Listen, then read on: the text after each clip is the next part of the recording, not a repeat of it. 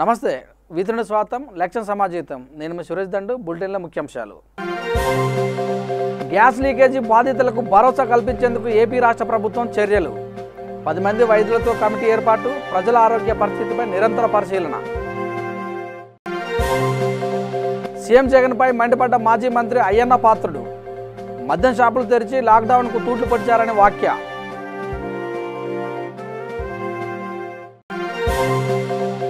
LG polymers తక్షణమే తరలించాలని AP Congress party demand నిపుణులతో కూడిన విచారణ కమిటీని ఏర్పాటు చేయాలన్న పీసీసీ చీఫ్ శైలజనాథ్ తూర్పుగోదావరి జిల్లాలో విద్యుత్ అధికారులకు వినతి పత్రాన్ని సమర్పించిన టీడీపీ నేతలు పెంచిన విద్యుత్ ఛార్జీలను వెంటనే తగ్గించాలని డిమాండ్ విశాఖ ఆర్ఆర్ వెంకటాపురంలో స్థానికుల ఆందోళన విషవాయు తీవ్ర ప్రభావం చూపినా తమను పట్టించుకోవట్లేదని ఆవేదన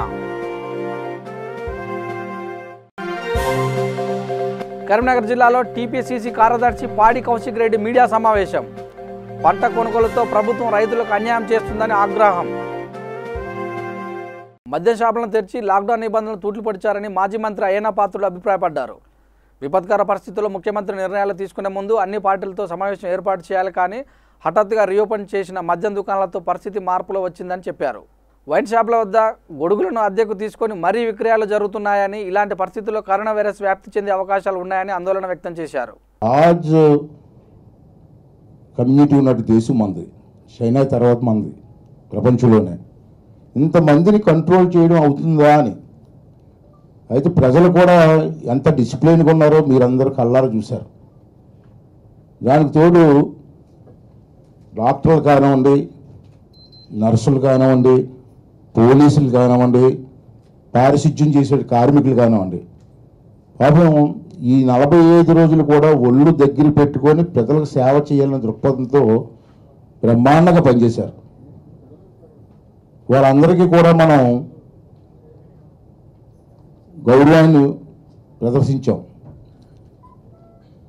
ప్రధానమంత్రి గారు తప్పట్లు కొట్టమంటే కొట్టాం, దీపాలు వెలిగించమంటే వెలిగించాం, పువ్వులు జల్లి మనం జల్లాం. ఆనందం కాదు, వాళ్ళు చేసే సేవలకు గుర్తింపుగా ఇన్ని చేస్తే మన రాష్ట్ర మూర్ఖుడు మన ముఖ్యమంత్రి గారు ఈ వైన్ షాప్లు ఓపెన్ చేసి మొత్తం డిసిప్లిన్ అంతా మొత్తం ఖరాబ్ చేసి పారేశాడు. చాలా ఆశ్చర్యపోయాం మేము. బాధితులకు భరోసా ఇచ్చేందుకే విషవాయు ప్రభావిత గ్రామాల్లో బస చేశామని వ్యవసాయ శాఖ మంత్రి కురసాల కన్నబాబు అన్నారు. గ్యాస్ ప్రభావిత ప్రాంతాల్లో తీసుకుంటున్న చర్యలపై సమీక్ష నిర్వహించిన మంత్రి టైరిన్ ప్రభావిత గ్రామాల్లో సాధారణ పరిస్థితులు నెలకొన్నాయని, తిరిగి జనజీవనం కొనసాగేలా చర్యలు తీసుకుంటామని చెప్పారు. అన్ని గ్రామాల్లో పూర్తిగా పరిశుద్ధ పనులతో పాటు ఇళ్లను శుభ్రం చేయించామని తెలిపారు. ఇళ్ల ముందున్న చెట్టును తొలగించామని పేర్కొన్నారు. 10 మంది వైద్యులతో కమిటీ ఏర్పాటు చేశామని, గ్రామాల్లో ప్రజలను ఎప్పటికప్పుడు వైద్యుల కమిటీ పరిశీలన చేస్తుందని తెలిపారు.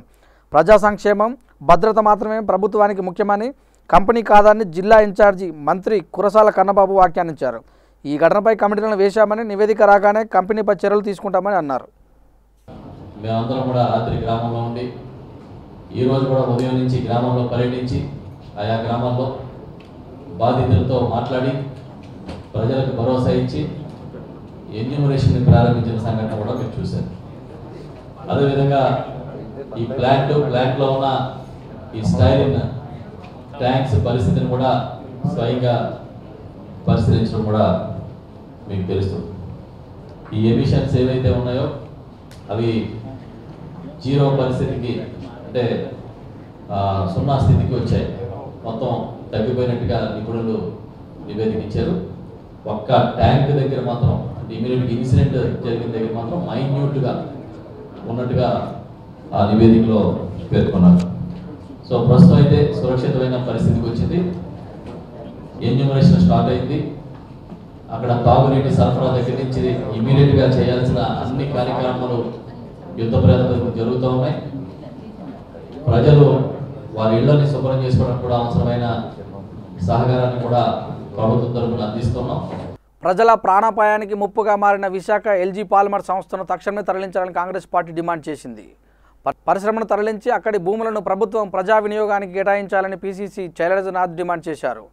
ప్రస్తుతం నిత్యావసర సరుకుల విషయంలో ప్రజలకు ఆర్థికంగా ఆదుకోవాలని డిమాండ్ చేసిన ఆయన ఆసుపత్రుల్లో అనారోగ్యం బారిన పడిన గ్రామస్తులకు భరోసా ఇచ్చే విధంగా ప్రభుత్వం చొరవ చూపాలని విజ్ఞప్తి చేశారు. కేంద్రంపై పలు అనుమానాలు వ్యక్తం చేసిన ఆయన నిపుణులతో కూడిన విచారణ కమిటీని ఏర్పాటు చేసి నిజానిజాలను నిగ్గు చేయాల్సిన డిమాండ్ చేశారు.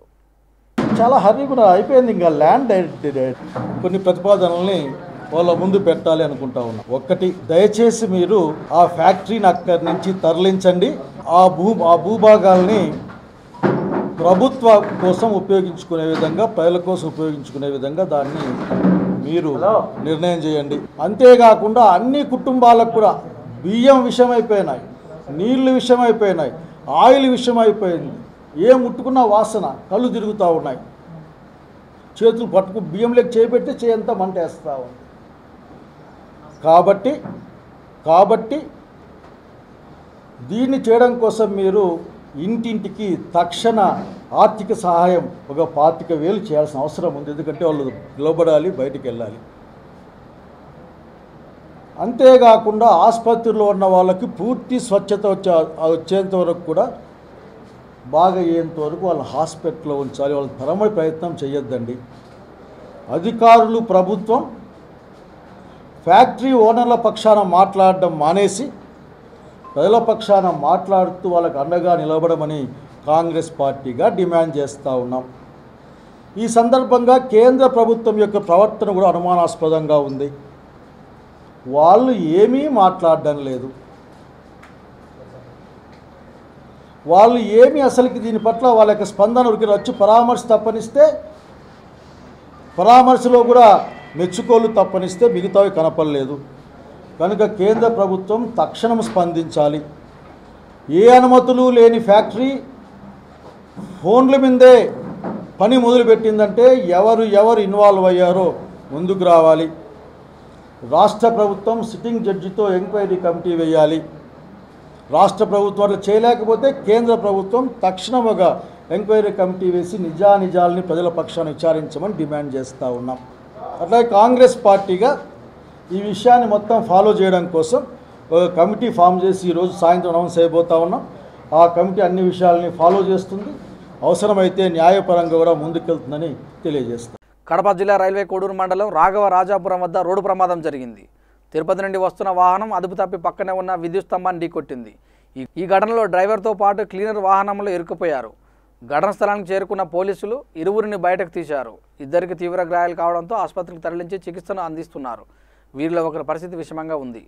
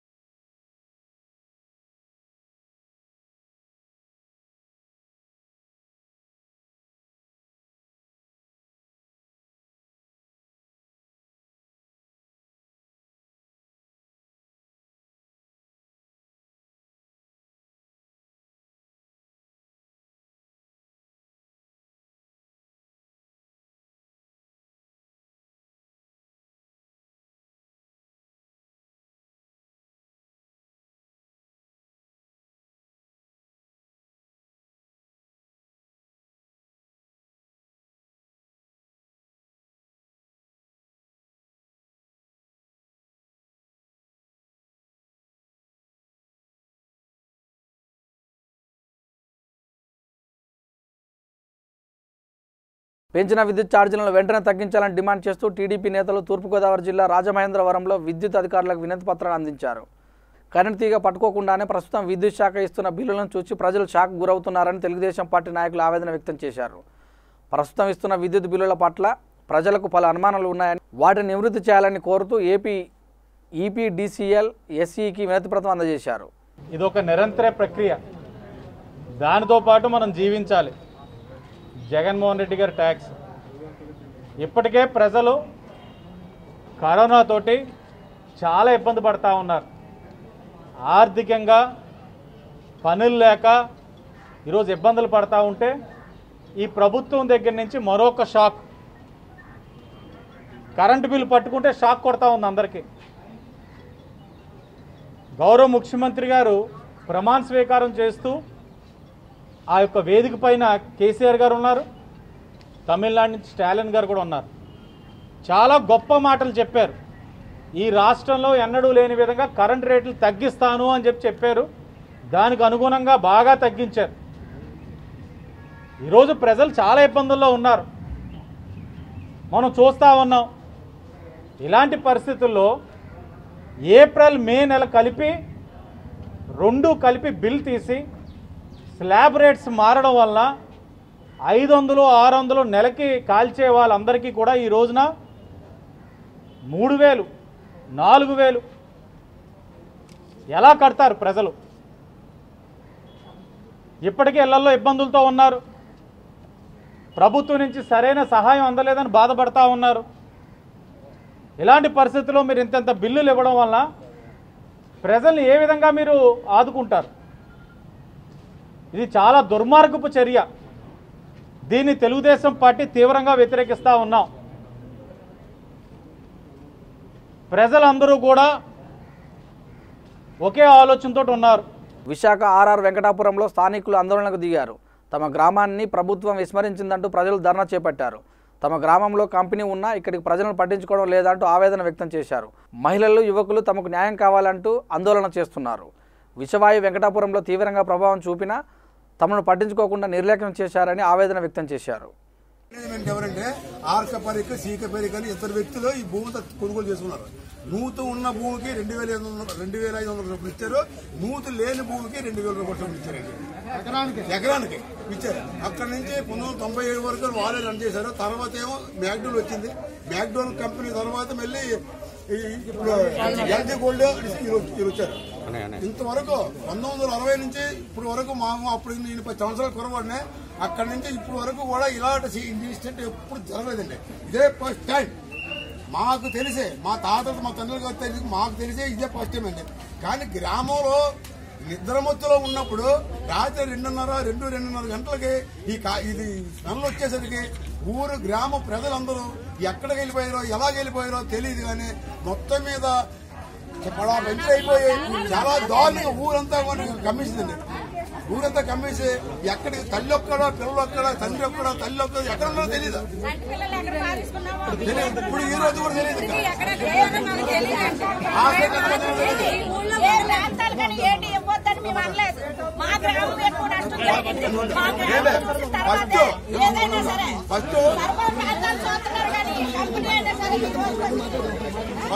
ఫస్ట్ అయ్యింది మాట్లాడండి. తెలీదు అమ్మలేక కూడలేక అన్నట్టుగా చెట్టు సదరైపోయి చెట్టు కింద పడుకొని పిల్లలు చట్టి పిల్లలు ఎట్టుకొని ఉన్నాము. మాది నష్టపోతే ఎక్కడెక్కడో చూస్తున్నారు. వాళ్ళని చూడొద్దని మేము అనలేదు. వాళ్ళని చూడండి. మమ్మల్ని ఎక్కువ శాతంగా పట్టించుకొని కంపెనీ రావాలా, ఎమ్మెల్యే గారు రావాలా, ఎంపీలు రావాలా, అందరూ వచ్చి మమ్మల్ని చూడాలా. మా ఆరోగ్యాలు ఎలాగున్నాయి, మా పిల్లలు ఎలాగున్నారు,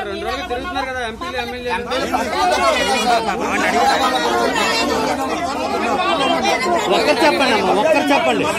దాచుకున్నాం మేము. ఇల్లు లేటి, వాకలు లేటి, ఏది మాకు ఏది ఆడలేదు. ఎక్కువ నష్టపోయింది. సొమ్ములు పోయాయి. ఎక్కడైనా సరే సొమ్ములు వచ్చి దారా ముందు పొరుగురు వెళ్తుంది. ఈ ఊర్లో రాలేదు. ఏదైనా సరే మాకు తినడానికైనా సరే ఇక్కడ గట్ట ఎక్కడ ఇస్తున్నారు. మాకు రావాలండి. ఫస్ట్ నష్టపోయింది మా ఊరు మీద కంపెనీ, మా తాతలు ఇచ్చిన భూమి కంపెనీకి. ఏపీలో చేపట్టిన ముందస్తు చర్యలతో కరోనాను అరికట్టగలమని మంత్రి పిల్లి సుభాష్ చంద్రబోస్ అన్నారు. ఏపీలో చాలా వరకు కేసులు పెరగకుండా పటిష్టమైన చర్యలు చేపట్టినట్టు వివరించారు. తూర్పుగోదావరి జిల్లాలో భవన నిర్మాణ కార్మికులను సరుకులను పంపిణీ చేసిన మంత్రులు వనిత, సుభాష్ చంద్రబోస్ సీఎం జగన్ ఆందోళన చెందకుండా జాగ్రత్తలు పాటించాలని సూచించారని అన్నారు. లాక్డౌన్ సమయంలో ప్రజలకు, ప్రతినిధులకు అండగా నిలుస్తూ వారికి భరోసా కల్పిస్తున్నామని తెలిపారు. అవసర వస్తువులు పంపిణీ చేసే కార్యక్రమం చేపట్టడం చాలా సంతోషం. మొన్న ఎంపీ గారు చేశారు 25 మంది. నిజంగా ఒక అద్భుతమైనటువంటి కార్యక్రమాలు ఇక్కడ ప్రజలకు సహకరించాలి అని చేస్తున్నటువంటి కార్యక్రమం మరి నేను వారిని అభినందిస్తూ ఉన్నాను. మన రాష్ట్ర ముఖ్యమంత్రి గారు ముందుగా తీసుకున్న చర్యల కారణంగా మన యాక్టివ్ కేసులు ఎంత ఉన్నాయంటే ఈవేళ less than 1% in comparison with other states చాలా తక్కువగా ఉన్నాయి మన రాష్ట్రంలో పాజిటివ్ కేసులు. దేశం యొక్క రికార్డు చూసుకున్నట్లయితే లెస్ దాన్ 4%. ప్రపంచ దేశాలతో పోల్చుకున్నట్టయితే ఇది కూడా తక్కువే. దీనికి కారణం ఏంటంటే ఒక పక్క ముందుగా మనం నివారణ చర్యలు తీసుకోవడం కారణమైతే, రెండవది సామాజిక దృక్పథం ఉన్నటువంటి ప్రజలు ఉన్నారు, అది రెండవ కారణం. మరి ఆంధ్రప్రదేశ్ విషయానికి వచ్చినట్టయితే మనది density of population is very high. Andhra Pradesh రాష్ట్రం density of population is very high. గ్రామీణ ప్రాంతాల్లో అవ్వచ్చు, పట్టణ ప్రాంతాల్లో అవ్వచ్చు. అయినప్పటికీ కూడా ఇక్కడ అంత తక్కువగా ఉండడానికి కారణం సమాజం మీద ఒక మంచి పూర్తి అవగాహన ఉంది కాబట్టి ప్రజలందరికీ అటు ప్రభుత్వం ఇచ్చే సూచనలు సహకరిస్తున్నారు కాబట్టి మనం దీని మీద దాదాపు విజయం సాధించగలిగాము. మన ముఖ్యమంత్రి గారు కూడా చెప్పారు, ఆందోళన చెందకండి, అప్రమత్తంగా ఉండండి అని. ఆందోళన చెందాల్సిన పని లేదు. ఇంకా కొద్ది రోజులు మనం సహజీవనం సాగించాలి ఈ కరోనాతో, తప్పదు. ఎందుకంటే వ్యాక్సిన్ వచ్చే వరకు తప్పని పరిస్థితి మనకు కనబడుతుంది ప్రపంచవ్యాప్తంగా. కరీంనగర్ జిల్లా జమ్మకుంట పురపాలక సంఘం పరిధిలో టీపీసీసీ కార్యదర్శి పాడి కౌశిక్ రెడ్డి మీడియా సమావేశం ఏర్పాటు చేశారు. పంట కొనుగోలు విషయంలో ప్రభుత్వ వైఖరిని ఖండించిన కౌశిక్ రెడ్డి పీసీసీ అధ్యక్షులు ఉత్తమ్ కుమార్ రెడ్డి ఇల్లంతకుంటకు వచ్చి రైతుల సమస్యను తెలుసుకున్నాక మంత్రి ఈటల మక్కల కొనుగోలు చేశారన్నారు. కాగా మంత్రి వచ్చి వెళ్ళాక మిల్లులలో 42 కిలోల పేరు మీద తరుగు తీస్తున్నారని ఆరోపించారు. రెండవ సీఎం అని చెప్పుకున్న ఈటల నియోజకవర్గ పరిధిలో కటింగ్ ఎందుకు చేస్తున్నారని ప్రశ్నించారు. రైతును కష్టకాలం నుండి ఆదుకుంటామని మంత్రిని చేస్తే పట్టించుకునే నాదుడే లేదని అన్నారు. మాట్లాడద్దు అంటే ఏంటిది ఇది? అంటే మీ జాగిరా తెలంగాణ అంటే మీ ఇష్టం ఉన్నట్టు చేసుకుంటారా? అంటే రైతుల పక్షాన మాట్లాడొద్దా? ఇలా కాంగ్రెస్ పార్టీ పోయి రైతుల పక్షాన కొట్లాడుతుంటే మీకు మాట్లాడుతూ ఉంటే మీకు నొప్పిలేస్తుంది కాబట్టి మీరు మొన్న ప్రెస్ మీట్లో తప్పు మాట్లాడారు కాబట్టి ఇవాళ ఉత్తమ్ కుమార్ రెడ్డి గారు ఇక్కడికి వచ్చి చూపించారు. కేసీఆర్ మీకు ఇక్కడ ఉంది చూపిస్తున్నామని చెప్పినందుకు ఇవాళ ఒక జియో తీసిండు. దయచేసి యావత్ తెలంగాణ రైతాంగం, యావత్ రైతాంగం మొత్తం కూడా ఆలోచించాల్సిన అవసరం ఉన్నది. ఎంత దారుణంగా మోసం చేస్తా ఉన్నారో ఒకసారి ఆలోచించాల్సిన అవసరం ఉన్నది. కాబట్టి మరి ఒక్కసారి కాంగ్రెస్ పార్టీ పక్షాన వెంటనే రాష్ట్ర ముఖ్యమంత్రి గారిని డిమాండ్ చేస్తా ఉన్నాం. మరియు ఈ నియోజకవర్గం ప్రాతినిధ్యం వహిస్తున్న ఈటల రాజేందర్ గారిని కూడా డిమాండ్ చేస్తా ఉన్నాం. మరొక్కసారి గుర్తు చేస్తా ఉన్నాం, ఎట్లయితే నీ గుడ్ల కోసము, రైతుల కోసము, ఎట్లయితే నీ గుడ్ల కోసము, నీ చికెన్ కోసం ఎట్లయితే కొట్లాడినావో అదే విధంగా దయచేసి ఈ నియోజకవర్గ ప్రాంత రైతాంగాన్ని కూడా మరియు ఆదుకోవాల్సిందిగా వెంటనే డిమాండ్ చేస్తూ ఇవాళ సెలవు తీసుకుంటా ఉన్నాము. జై హింద్, జై కాంగ్రెస్. ట్రాఫిక్ పోలీసులు అంటే జరిమానాలు విధిస్తారు, ప్రమాదాల నివారణలో కీలక పాత్ర పోషిస్తారు. కానీ వీరిలో కనిపించని మరో కోణం కూడా ఉంది. ఎవరికైనా కష్టం వస్తే ముందుంటాము అని చెబుతున్నారు విజయవాడ ట్రాఫిక్ పోలీసులు. లాక్డౌన్ నేపథ్యంలో విజయవాడ నగరం రెడ్ జోన్ పరిధిలోకి వచ్చింది. కరోనా పాజిటివ్ వచ్చిన వారి కుటుంబాలు విపక్షతకు గురయ్యాయి. వారు బయటకు రాలేక, నిత్యావసరాలు కొనుగోలు చేయక ఇళ్లలోనే మగ్గిపోయారు. ఎవరైనా ఆదుకుంటారా అంటూ ఎదురు చూస్తున్నారు. ఈ విషయంపై విలేకరులు విజయవాడ ట్రాఫిక్ పోలీసులను దృష్టికి తీసుకెళ్లడంతో దీనిపై స్పందించిన సిఐ బాలరాజు, ఏఎస్ఐ కృష్ణ సిబ్బందిని కలిసి సాయం అందించాలని భావించారు. హౌస్ క్వారంటైన్లో ఉన్న 10 కుటుంబాలకు నెలకు సరిపడిన నిత్యావసరాలు, బియ్యం పంపిణీ చేశారు.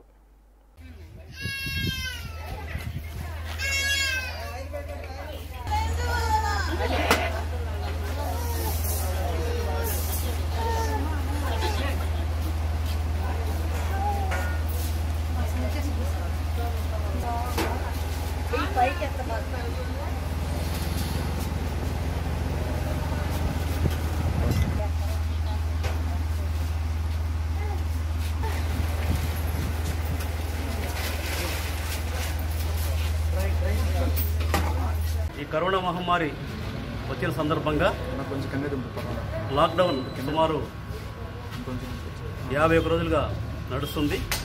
దీని సందర్భంగా మా ప్రెస్ సోదరుల ద్వారా తెలిసిన విషయం ఏంటంటే ఈ కరోనా పాజిటివ్ వచ్చిన ఒక 6 కుటుంబాలు ఉన్నాయని, వాళ్ళు కొద్దిగా ఇంట్లో జరగట్లేదని, అంచేత మా సిబ్బంది, మా 3 ట్రాఫిక్ పోలీస్ సిబ్బంది ఒక్కొక్కరు 1000 రూపాయలు 500 రూపాయల చొప్పున అమౌంట్ కలెక్ట్ చేసి దాన్ని రైసు, అలాగే నిత్యావసర వస్తువులు, ఉల్లిపాయలు, ఆయిల్, పంచదార, కందిపప్పు, ఇవన్నీ కూడా ఆ డబ్బులతో కొన్నారు. అలాగే ఇవన్నీ సద్వినియోగం అవ్వాలనే ఉద్దేశంతో ఇవన్నీ ఆ ఫ్యామిలీస్కి 6 కుటుంబాలకి ఇవ్వడానికి, తర్వాత వృద్ధాశ్రమంలో 43 మంది ఉన్నారు, వారికి కూడా మా 3 ట్రాఫిక్ పిఎస్. రంగారెడ్డి జిల్లా నందిగామ మండలం మేకగూడ గ్రామంలో ప్రమాదం చోటు చేసుకుంది. గ్రామ శివారులో గల హిమాంక్షి బేకర్స్ పరిసరాల్లో గ్యాస్ పైపు పేలడంతో సంభవించిన ఈ ప్రమాదంలో 3 కార్మికులకు తీవ్ర గాయాల పాలయ్యారు. కార్మికులను హుటాహుటిగా శంషాబాద్లోని ఓ ప్రైవేట్ హాస్పిటల్కు తరలించి చికిత్స అందిస్తున్నారు.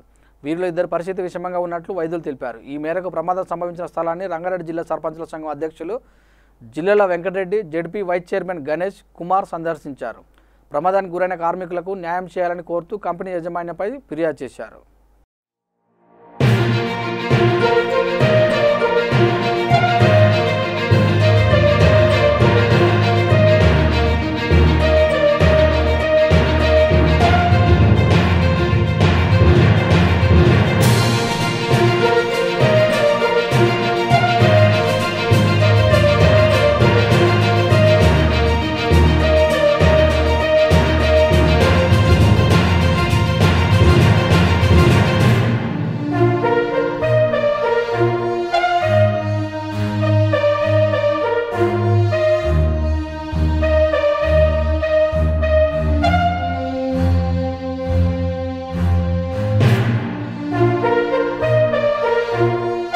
జుబ్లీస్ నియోజకవర్గం రహమత్ నగర్లో రెడ్ క్రాస్ సొసైటీ ఆధ్వర్యంలో చైర్మన్ మామిడి భీమరెడ్డి చేతుల మీదుగా 50 మందికి నిత్యావసర సరుకులు అందించారు.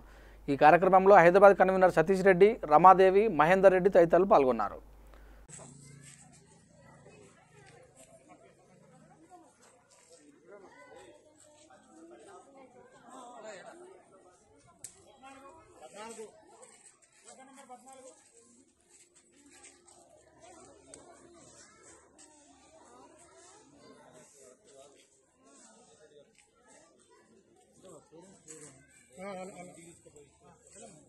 కొద్దిగా జరగ చావలు కూడా పడతాయి. నేను రెడ్ క్రాస్లో ఈ మధ్యనే జాయిన్ అవ్వడం జరిగింది. వీళ్ళు చేసే సేవలు అవన్నీ చూసి నేను ఇన్స్పైర్ అయ్యి దీంట్లో జాయిన్ అయ్యాను. దీని ద్వారా ఈరోజు భీమరెడ్డి గారి ఆధ్వర్యంలో, సతీష్ రెడ్డి వీళ్ళందరి ఆధ్వర్యంలో నేను ఈరోజు ఈ కార్యక్రమం చేయడం జరిగింది. ఈ గ్రాసరీస్ అవన్నీ కూడా ప్యాక్ చేసి ఇక్కడికి వచ్చి ఒక 30 వికెట్స్ దాకా ఇవ్వడం జరిగింది. ఇక్కడ నిరుపేద వాళ్ళు ఉన్నారు అని చెప్పడం ద్వారా మేము ఇక్కడ ఓం నగర్లోని కార్మికులకు ఇట్లాంటి వాళ్ళకందరికీ ఇవ్వడం జరిగింది. మామిడి Bheema Reddy, Indian red cross society Hyderabad district chairman. ఏదైతే కోవిడ్-19లో భాగంగా దేశ రాష్ట్ర ప్రభుత్వాలు లాక్డౌన్ చేశాయో దాంట్లో భాగంగా ఏదైతే రాష్ట్ర గవర్నర్ గారు తమిళసై గారు మాకు రెడ్ క్రాస్ అధ్యక్షులు, వారు పిలుపు మేరకు మేము గత నెల 31 నుంచి మేము నిత్యం అన్నదానం ప్యాకెట్స్, అన్నం భోజన ప్యాకెట్స్ మేము పంచడం జరిగింది. ఆ తర్వాత 900 మందికి రైస్ కిట్లను కూడా మేము అందజేయడం జరిగింది. గాంధీలో చేస్తున్నటువంటి కార్మికులందరికీ కూడా. అదేవిధంగా ఏదైతే కోవిడ్-19లో చేస్తున్నటువంటి రెడ్ క్రాస్ చేస్తున్నటువంటి పని చూసి చాలామంది, చాలా ఎన్జిఓ సంస్థలు కూడా ముందుకు వచ్చాయి. అందులో లయన్స్ క్లబ్ సెక్రటరీ రమాదేవి గారు కూడా. బంజారాహిల్స్ బసవతారకం హాస్పిటల్ పరిసరాలలో వాసవి బిజినెస్ గ్రూప్ ఆధ్వర్యంలో సినీ నటి కవిత చేతుల మీదుగా ఫుడ్ ప్యాకెట్ల పంపిణీ కార్యక్రమం నిర్వహించారు. ఈ కార్యక్రమంలో సినీ నటి కవిత మాట్లాడుతూ లాక్డౌన్ మొదలైనప్పటి నుంచి ఇప్పటి వరకు గత 50 రోజులుగా హైదరాబాద్ నగరంలో ప్రతి చోట ఆకలి ఉన్నవారికి ఫుడ్ ప్యాకెట్లను పంపిణీ చేయడం ఎంతో గొప్ప విషయమని అన్నారు. ఇలాంటి కార్యక్రమాలు నిర్వహించే వాసవి బిజినెస్ గ్రూప్ వారికి ప్రత్యేక కృతజ్ఞతలు తెలిపారు.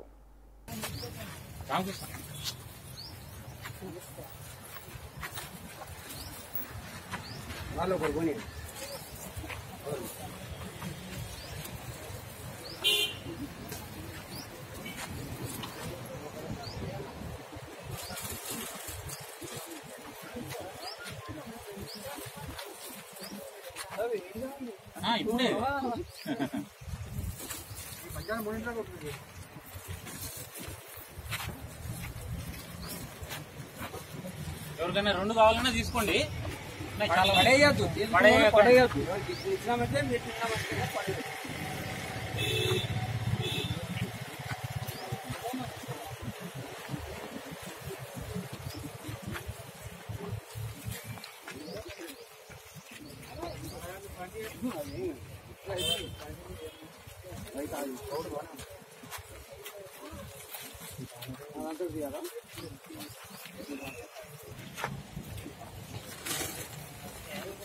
నమస్కారం అండి.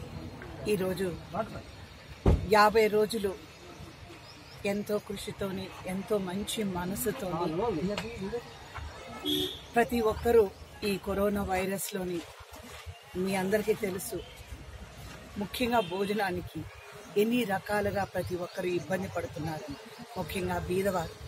అటువంటి వారికి Vaishya business group organiser and chairman Shri Raju గారు నిరంతరం, ప్రసాద్ గారు కానీ చైర్మన్ ప్రసాద్ గారు కానీ అంటే టోటల్ టీం అంతా కూడా చాలా టైమ్లీ. అంటే చాలా మందికి ఎలా ఉంటుందంటే ఈ కరోనా లాక్డౌన్ అయ్యింది కదా ఆయన ఒక 10-15 రోజుల తర్వాత ఆలోచన వస్తుంది ఇది చేద్దామని.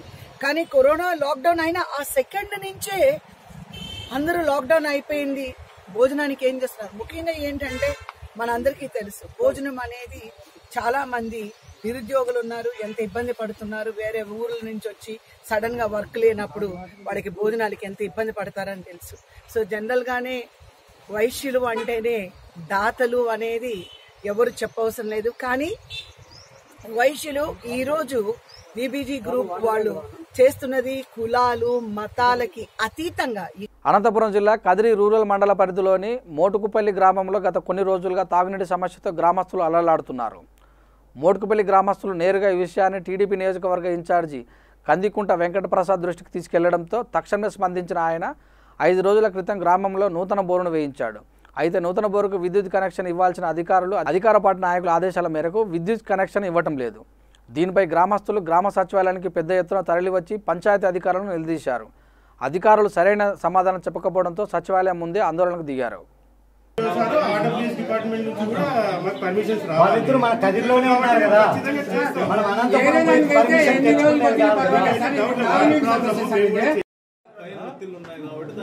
నేను ఇక్కడ ఒక మాట మళ్ళీ ఆడిపోతే ఇంకో మాట ఎట్లా మాట్లాడతాను. వాళ్ళు ఏదో నాకు ఫోన్ చేసి నాకు ప్రెజర్ ఉంటేనే కదా నేను చెప్పేది. ఇప్పుడు ఏం లేదు, ఎండిఓతో పర్మిషన్ తీసుకొని రాకండి, ఇప్పుడే మొత్తం అన్ని హ్యాండ్ ఓవర్ చేసుకుంటాం. మేము ఎండిఓ దగ్గర పోతే మీరు ఎందుకు మేడం ఇంత సచివాలయం ఇక్కడ మీరు అంతాను ఎమ్మెల్యే గారు ఫోన్ చేసి కనెక్షన్ ఇద్దని చెప్పినారని ఆరోపిస్తున్నారు. దీంట్లో ఎంత నిజం ఉంది? చెప్పారు నాకు. ఏమి చెప్పారు? పర్మిషన్ అవి మీకు ఎండిఓ ఇస్తే మీరు ఇవ్వండి, లేదంటే వద్దని చెప్పి. ఎవరు చెప్పినారు? MLA sir. నీటి సమస్య తీవ్రంగా ఉందనే చెప్పినాడు. అధికారులు ఆ బోర్ కూడా మేము ఇటు నీళ్లు అంటున్నారు. మాకు అది ఎట్లా గట్ల మీరు న్యాయం చేయాలా సార్? ఎందుకంటే ఎందుకు వదలరంటే నీళ్ళు ఇప్పటికి 3 నెలలు అయింది సార్, రావడం లేదు మాకు. ఎక్కడ ఆ కొలాయికి చూడండి సార్, మీరు కూడా అక్కడికి పేరు మోటార్లు వేస్తున్నారు, నీళ్లు వచ్చే నీళ్ళు కొడుక వాళ్ళకే సరిపోతాయి. ఇక్కడ మాకు లేని వాళ్ళకు మాకు బీద సాధకులు అయితే నీళ్లు రావడం లేదు మాకు ఊళ్ళకి. అక్కడ నీళ్లు. బులెటిన్ ముగించే ముందు ముఖ్యాంశాలు మరోసారి. గ్యాస్ లీకేజీ బాధితులకు భరోసా కల్పించేందుకు ఏపీ రాష్ట్ర ప్రభుత్వం చర్యలు. 10 మంది వైద్యులతో కమిటీ ఏర్పాటు, ప్రజల ఆరోగ్య పరిస్థితిపై నిరంతర పరిశీలన. సీఎం జగన్పై మండిపడ్డ మాజీ మంత్రి అయ్యన్న పాత్రుడు. మద్యం షాపులు తెరిచి లాక్డౌన్కు తూట్లు పొడిచారని వ్యాఖ్య.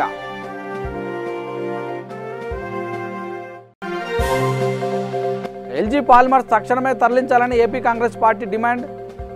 నిపుణులతో కూడిన విచారణ కమిటీని ఏర్పాటు చేయాలన్న PCC chief Sailajanath.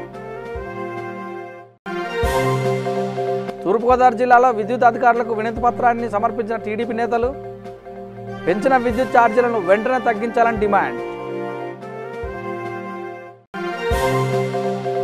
Visakha RR వెంకటాపురంలో స్థానికుల ఆందోళన, విషవాయువు తీవ్ర ప్రభావం చూపినా తమను పట్టించుకోవట్లేదని ఆవేదన. కరీంనగర్ జిల్లాలో టీపీసీసీ కార్యదర్శి పాడి కౌశిక్ రెడ్డి మీడియా సమావేశం. పంట కొనుగోలుతో ప్రభుత్వం రైతులకు అన్యాయం చేస్తుందని ఆగ్రహం. ఇంతటితో వార్తలు సమాప్తం. చూస్తూనే ఉన్నాడు విత్ న్యూస్. లక్ష్యం సమాజహితం. నమస్తే.